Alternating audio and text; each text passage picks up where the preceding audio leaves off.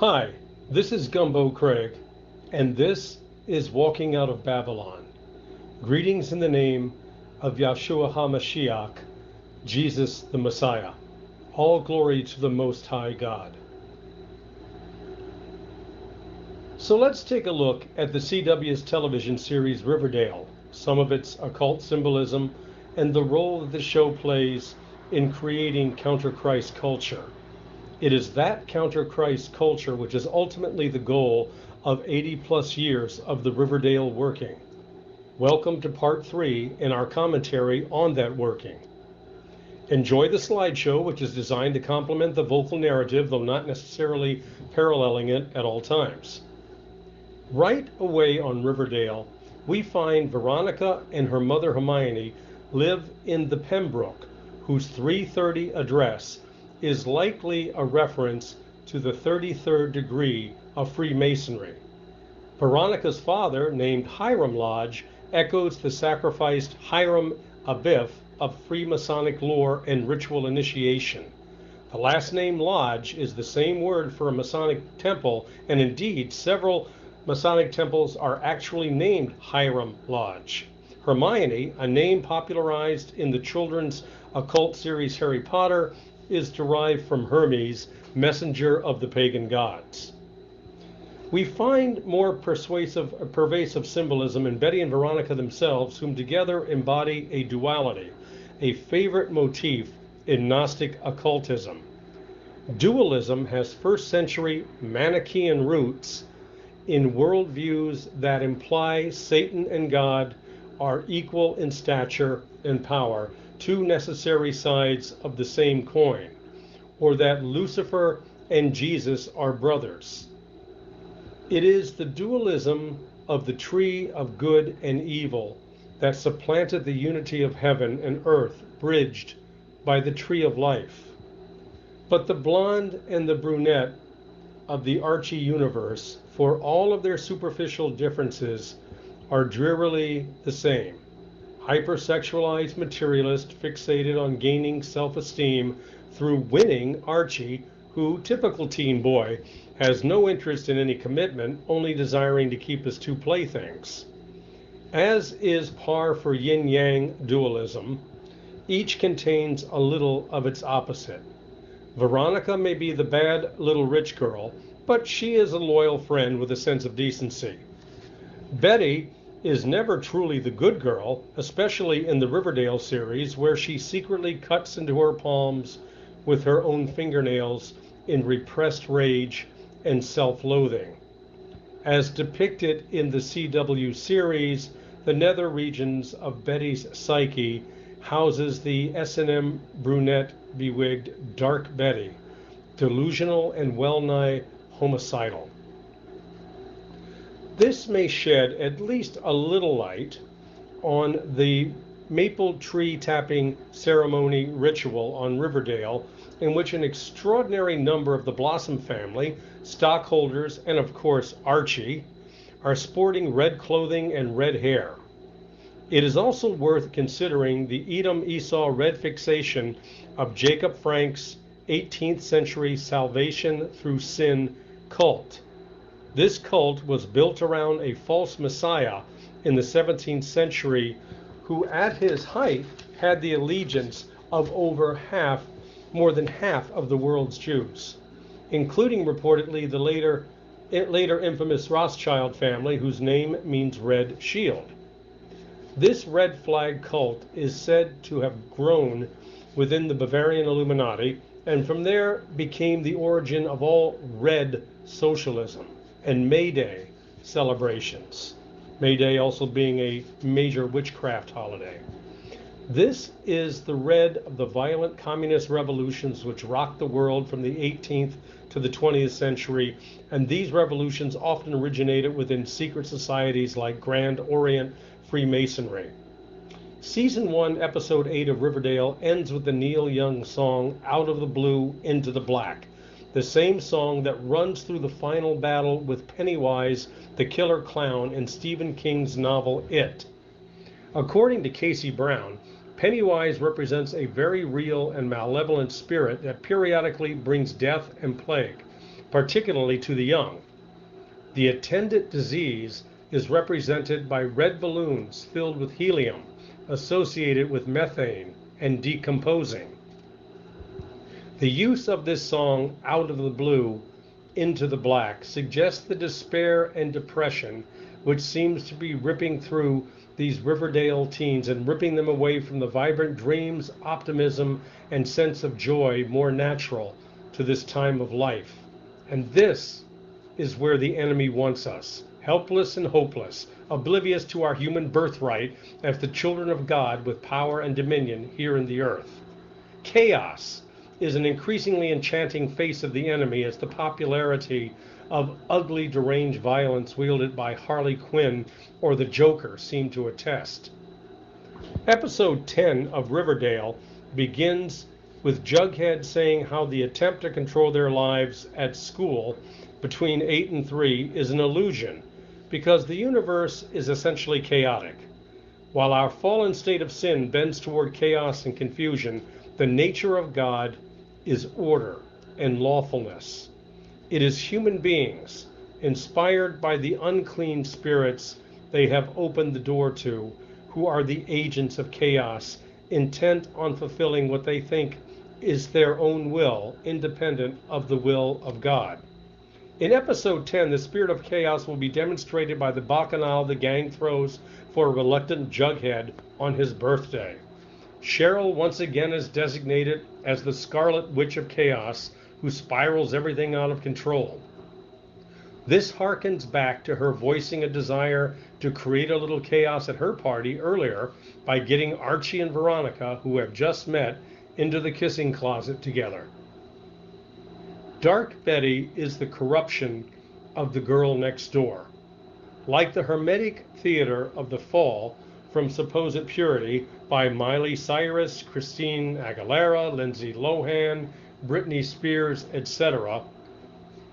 I saw the real dark side of you, says Chuck to Betty Cooper, as if this was the truth of her being, a darkness to be embraced instead of being transformed by grace into a new creation.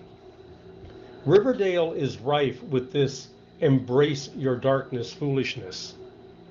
Our real goal is to emerge from the darkness into the light of Christ. But the enemy loves anything that destroys your salvation and eventually your life. Being creatures of darkness cast out of the kingdom's light, the enemy always enjoys pretending that the dark side and the light side are two equal halves of one whole. This is childish rubbish, of course, but it somehow sounds perceptive and cool to those who want to fancy themselves deep but don't want to do the work to get there. Alice Cooper, Betty's judgmental mother, is of course further denigrated for suppressing her dark side, as it is revealed that she used to belong to the Southside Serpent Gang. Riverdale makes gang membership a respectable identity, a practice in the real world which leads to incarceration, children in foster homes, drug addiction, prostitution, homicide, and the whole 9 yards. But in the show, this miscreant form of idolatry is seen as a respectable working class mutual aid society. Now, Alice Cooper, the singer, is from Arizona, the home state for former U.S. Senator and presidential nominee Barry Goldwater, a distant relative of Archie Comics co-founder Jonathan Goldwater, whose namesake grandson is the CEO of all things Archie now, including the Riverdale series. Alice Cooper is the father of shock rock, and he said for years the group's name came from a Ouija board, but retracted this story in 2009. Then the story was it was the name of a character played on Mayberry RFD by Alice Ghostly and used because of the irony of its wholesome sound. Or was it wholesome Alice Cooper, the character from Archie Comics, that Sir Alice was really thinking about. Soft-pedaled occultism notwithstanding, the Riverdale of Archie Comics' first 7 decades, unlike the CW series, seemed a consistently safe, smiling, and good-natured abode. Sure, Betty and Veronica squared off in the occasional cat fight over the town's clumsy but cute resident ginger, Archie Andrews, but they always remained the best of friends, sticking together like glue.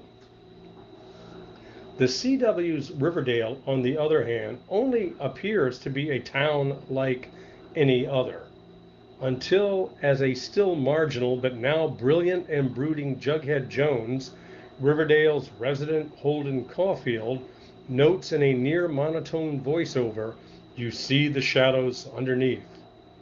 The sheer genius of this series, the evil genius I would add, is remaining true to the core character of the original fresh-faced, buoyant balls of energy, while investing them with angst, doom and gloom, repressed psychosis, and a myriad other variations on that drearily overplayed postmodern artistic value of being dark. The message here is, don't believe the optimistic and loving world of appearances. Beneath it all lurks the Freudian nightmare of greed, lust, unadorned selfishness. In other words, people are no damn good, so do what thou wilt.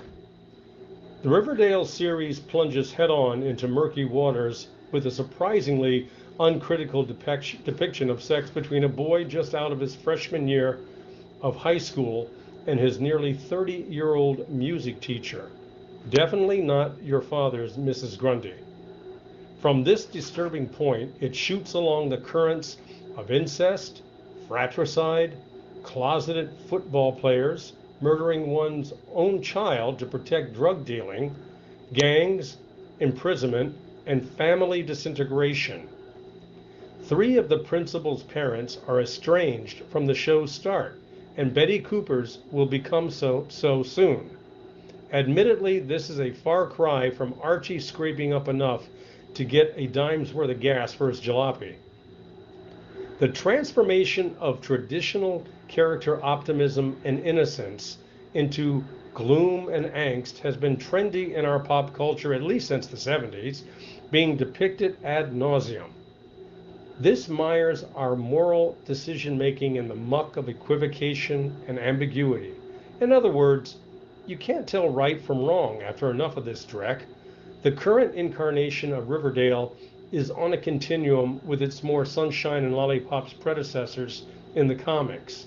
That continuum sliding in effect, if not by design, down the same drain and disposal as the musical one occupied by the Good Vibrations Beach Boys on one end and the snarling, overdosing Sex Pistols on the other, a scant decade later.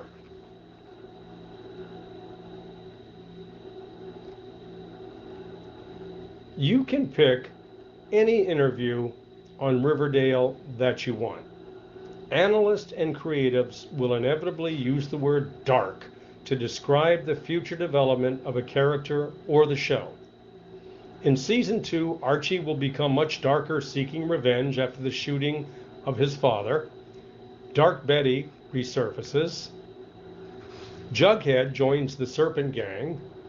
Archie and Jughead, inseparable buddies in the comics, become estranged. Cheryl will become icier and more psychotic. Her mother severely burned when her daughter burns down the house after voicing a preference for the sweet hereafter rather than this limbo. Veronica will become the bad girl that was often mentioned but never seen in the first season, an apprentice mobster to her criminal parents. Ironically, the aberrant paths of the criminal parents of Veronica and Jughead are the only legacies embraced by their children in the show. Archie, for example, does not want the company his father built up and offers him. Darkening what was once bright glorifies corruption. There's a reason.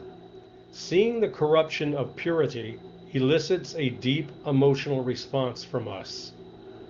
Most of us consciously choose decency and goodness over selfish manipulation. This basic human preference for goodness is being slowly eroded and conditioned out of us by dark heroes who blur the line between good and evil. Our perspective begins to shift from hope to despair, and from there into hedonism or self-destruction, which essentially converge behind our back. We are being conditioned to be narcissists, obsessed with our own perceived needs and literally identifying with our desires, especially the sexual ones. And Riverdale certainly has no problem with sex. In the first season, the adults seemed to be okay with their 15-year-olds having active sex lives. Except maybe the uptight Alice Cooper, who is uncharitably referred to as a Gorgon. When nearly 30-year-old teacher Miss Grundy is busted for intercourse with a minor child entrusted to her care, the whole town is bent on letting her go, except of course the Gorgon, Alice Cooper. So naturally, Betty's hateful mother is the show's resident follower of Jesus Christ. Everyone else contentedly occupies some point on the spectrum between the secular and the occult. Demented, one-eyed oracle Granny Blossom dangles crystals and creepily predicts the sex of Polly's baby. Betty has an attic prominently featuring a Ouija board. But it is Iron Butt Alice Cooper who is mean enough to feel less than pleased with her daughter's unwed pregnancy and earns rank villainy by secretly shipping Polly off to the Sisters of Quiet Mercy. The nuns there manage to embody the complete opposite of Christian compassion and charity, spewing the false stereotypes of judgmental cruelty. I know it was just such stereotypes that formed my own opinion of Christianity most of my life. I was fortunate that God's grace stepped in. I wonder how many avoid the kingdom of God because of that kind of hateful Hollywood bigotry against the Messiah. Hollywood's horror, detective, and film noir genres are truly the dark arts. And this is what Riverdale series purveys. Interesting, entrancing, and enchanting, these genres yield the bitter fruits of pessimism, depression, and despair. We give up on believing in unselfish human choices and in God, and thereby slowly and imperceptibly abandon the commandments Christ deemed essential, that we love one another and love the Lord our God. This is the shadowy midnight in the moonlight street that Archie Andrews will be walking for the rest of Riverdale. His character, so known in the comics for his decency and optimism that he becomes the superhero Pureheart, will in Riverdale devolve into a vessel for the heart of darkness. At such a point, we are easy prey for the very real metaphysical entities that revel in the destruction of human lives. Note Jughead's voiceover at the end of season 1, in which he reveals the exact moment that Riverdale lost all of its innocence, when Archie's dad, Fred Andrews, is shot.